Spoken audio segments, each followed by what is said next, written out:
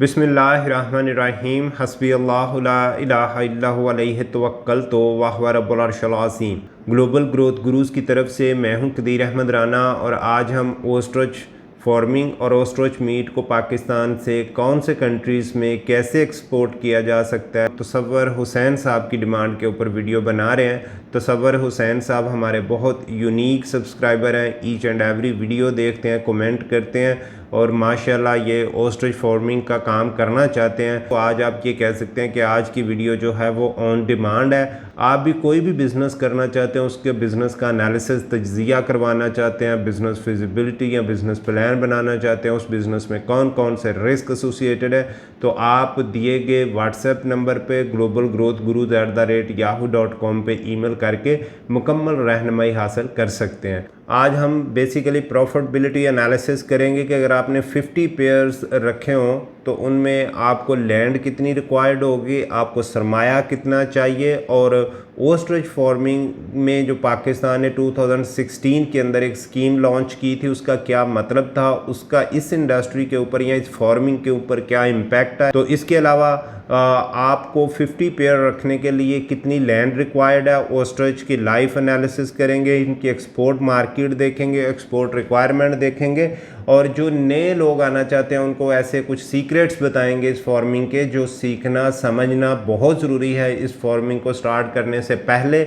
Otherwise ये बहुत बड़ा रिस्क है कि आपकी जो इन्वेस्टमेंट है वो भी डूब सकती है। तो इसके बाद जनाब हम एक्सपोर्ट रिक्वायरमेंट्स और डॉक्यूमेंट्स देख नोट कर लीजिए कि जो छुतर मुर्ग है या जो ओस्ट्रिच मीट है ये मटन, बीफ और जो चिकन है उससे ज़्यादा हेल्दी है। जिन लोगों को कोलेस्ट्रोल होता है और जो लोग हार्ट के पेशेंट हैं, डॉक्टर स्पेसिफ़िकली उनको रिकमेंड करते हैं कि ओस्ट्रिच मीट को कंज्यूम करें यानी कि खाएं, ताकि उनके जो हार्ट प्रॉब्लम्स हैं, कोलेस्ट्रोल लेवल है वो बेहतर हो सके। तो ये एक हेल्दी मीट होने की दलील है, लेकिन जैसा आप सब समझदार हैं कि ये कोई गारंटी नहीं है कि अगर एक हेल्दी चीज़ है तो दुनिया उसको खाना शुरू कर देगी।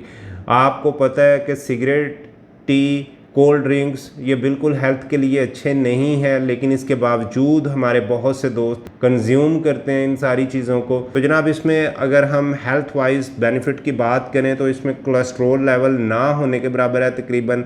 इसके अलावा जनाब इसमें विटामिन B6, B12, आयरन इसमें पाया जाता है, जिंक है, पोटेशियम, मैग्नीशियम, सेलेनियम, ये बहुत नायाब और प्रीशियस न्यूट्रिशंस हैं जो इस मीट में आपको मिल सकते। इंटरनेशनल लेवल पे जो बड़े एक्सपोर्टर्स हैं उनमें जो सबसे टॉप ऑफ द लिस्ट है जनाब वो जर्मनी है। इसके बाद हमारे पास नेदरलैंड्स है, फिर हमारे पास यूनाइटेड स्टेट्स है, फिर इसके बाद हमारे पास फ्रांस है, फिर इसके बाद हमारे पास स्विट्ज़रलैंड है और बेल्जियम है। कंट्रीज़ हैं ये ज़्यादा से ज़्यादा ओस्ट्रिच मीट को इंपोर्ट करते हैं।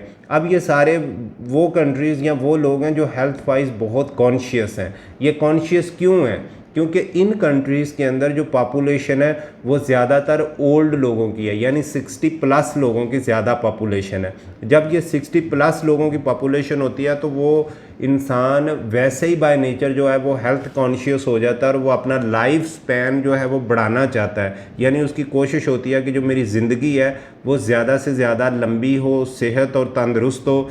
इसी कॉन्टेक्स्ट में इन मुल्कों के अंदर ओस्ट्रिच मीट को ज़्यादा कंज्यूम किया जाता है, क्योंकि डॉक्टर्स की भी रिकमेंडेशन है। ओस्ट्रिच फार्मिंग के मतलब कुछ फैक्ट है वो हम डिस्कस कर लेते हैं, क्योंकि ये जानना बहुत ज़रूरी है।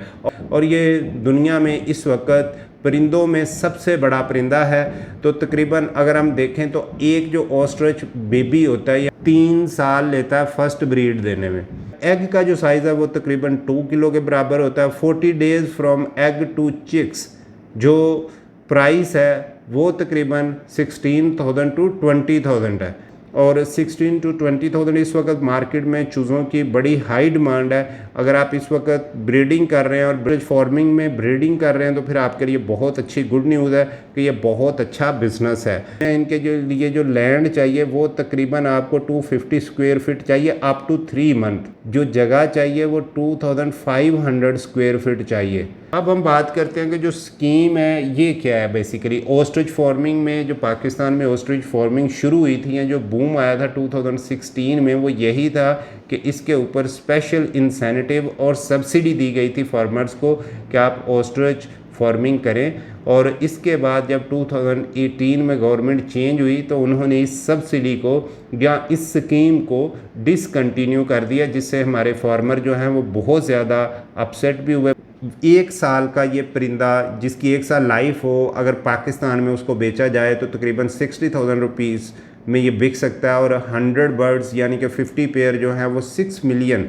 अगर आप परचेज़ करेंगे 100 बर्ड्स तो तकरीबन विद 1 मंथ लाइफ आपको 15 लाख में पड़ेंगे। फीड आपको तकरीबन 10 लाख की पड़ेगी। लेबर आपको तकरीबन 7,20,000 की पड़ेगी। रेंट जिस जगह पे आपने रखा हुआ वो तकरीबन 1 लाख रुपए होगा।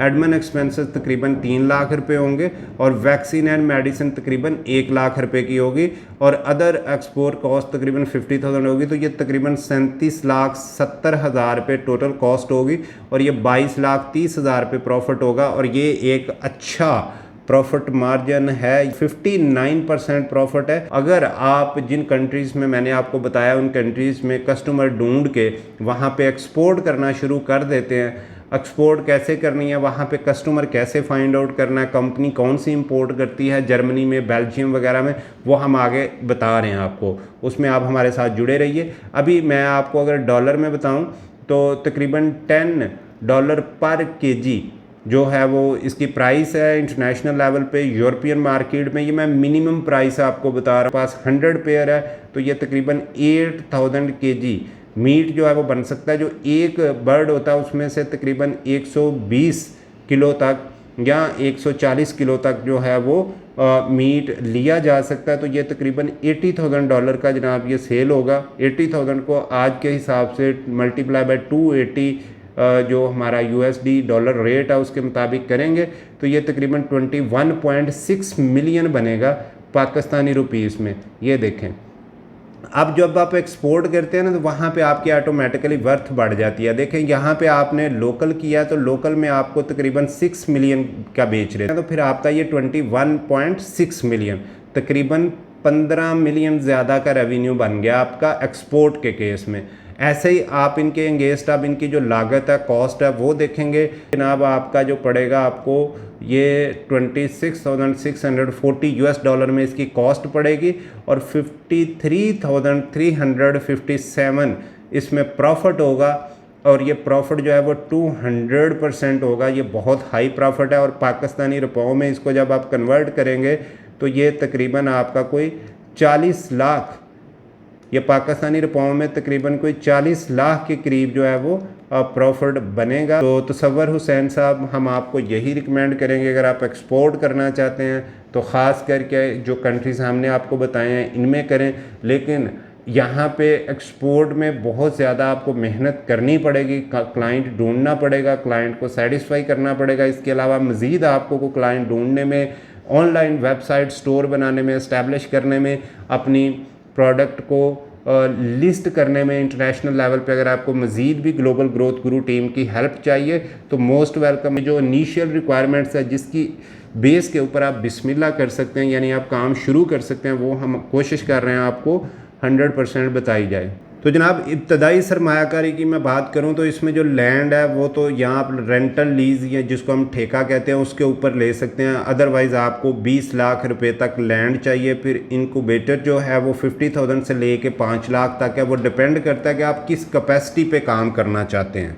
तो आपकी जो कैपेसिटी है उस पर डिपेंड करता है। अगर आप छोटे लेवल पे काम करना चाहते हैं तो फिर 50,000 का भी काफ़ी है ना। एग हैचिंग मशीन जो है ये तकरीबन आपको 1 लाख में पड़ेगी। अदर सपोर्ट इक्विपमेंट जो है वो तकरीबन आपको 1.5 लाख में पड़ेगी। अगर ये टोटल जो इन्वेस्टमेंट आपको चाहिए वो तकरीबन आपको 25 लाख चाहिए। 25 लाख टोटल इन्वेस्टमेंट चाहिए। अब ये जो इन्वेस्टमेंट है ये आपको इंक्लूडिंग लैंड, अगर लैंड आप ठेके पे या रेंटल लीज पे ले लेते हैं तो फिर आपको 5 लाख मैक्सिमम चाहिए। तो फर्स्ट ऑफ ऑल आपको कंपनी रजिस्टर करवानी, FBR में नेशनल टैक्स नंबर लेना है, फिर आपको सेल्स टैक्स लेना है, फिर चैम्बर ऑफ कॉमर्स में आपकी रजिस्ट्रेशन होनी चाहिए, एक्सपोर्ट सर्टिफिकेट आपने लेना है trade development authority of Pakistan. Further जनाब कस्टमर सर्च करने का जो सबसे पहला रूल है वो ये है कि आपकी अपनी वेबसाइट होनी चाहिए। वेबसाइट के लिए आपने अपनी डोमेन जो है वो बाय करनी है। वेबसाइट आप कैसे कैसे बना सकते हैं। आप हमसे कंप्लीट सर्विस ले सकते हैं, नहीं तो आप अपना खुद करना चाहते हैं तो मोस्ट वेलकम। हमसे आप रहनुमाई लेके, ट्रेनिंग लेके भी आप अपना खुद काम कर सकते हैं, 100% नो इशू एट ऑल। तो इसके लिए ई कॉमर्स वेबसाइट में अगर आप देखते हैं तो हमारे पास अलीबाबा है। अलीबाबा बहुत ज़बरदस्त प्लेटफॉर्म है। फिर इसके बाद ट्रेड की है, अमेज़ॉन पे OLX और दराज जो है वो भी ऑनलाइन स्टोर है। जब आप ये बना लें तो फिर इसके बाद आपको ट्रेड फेयर्स होते हैं, कुछ ऑस्ट्रिच मीट, इसके अवेयरनेस के बारे में, इसकी फार्मिंग की अवेयरनेस, ये मैं आपको बता चुका हूँ। पाकिस्तान बिजनेस काउंसिल के पास भी डाटा अवेलेबल होता है, तो वहाँ से भी आप डाटा लेके तो अप्रोच कर सकते हैं। फिर आप टारगेट करके जो कंट्रीज़ हैं इनको गूगल के ऊपर सर्च करके वहाँ पे जो कंपनीज़ इंपोर्ट करती हैं ऑस्ट्रिच मीट को या ऑस्ट्रिच को, उनके साथ कांटेक्ट करके अपनी वेबसाइट होती है, आपकी अच्छी पैकिंग होती है, आपकी कंपनी रजिस्टर्ड होती है, बंदा फिर काफ़ी आप पे ट्रस्ट करता है। तो इस सिनेरियो में बहुत ज़रूरी है कि आपकी कंपनी रजिस्टर होनी चाहिए। तो फॉलो अप ईमेल जो है वो आप लाजमी रखें जब भी आप काम शुरू करें। तो जनाब एक्सपोर्ट डॉक्यूमेंट्स में जो सबसे पहले हमारे पास आ रहा है डॉक्यूमेंट वो है कमर्शियल इनवाइस। कमर्शियल इनवाइस के बाद हमारे पास एग्रीमेंट है। एग्रीमेंट के बाद हमारे पास ई फॉर्म है। ये मैं एक अलहदा से पूरी एक्सपोर्ट ट्रेनिंग सीरीज़ लेके आ रहा हूँ जिसमें ईच एंड एवरी डॉक्यूमेंट हम डिस्कस करेंगे और इनका पर्पस डिस्कस करेंगे, ये क्यों होते हैं, क्या रोल होता है इनका। तो वो सीरीज़ देखने के लिए प्लीज़ आप ग्लोबल ग्रोथ गुरु को सब्सक्राइब कर लीजिए।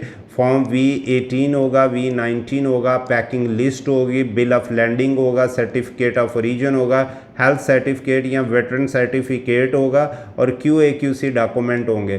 तो ये जनाब आज की टोटल एक कंप्लीट एक्सपोर्ट वीडियो थी। तो प्लीज़ आप चैनल को सब्सक्राइब भी कर लें और कमेंट बॉक्स में लाजमी अपनी फ़ीडबैक दिया करें। आपको आज का बिज़नेस आइडिया जो ख़ास करके हमने तसव्वुर हुसैन साहब की डिमांड पे बनाया, इसके ऊपर आपकी क्या राय है, ये कैसा लगा है, और तसव्वुर हुसैन साहब आप अपना ख़ुसूसी जो फ़ीडबैक है वो दीजिए। Thank you very much. अल्लाह हाफिज़।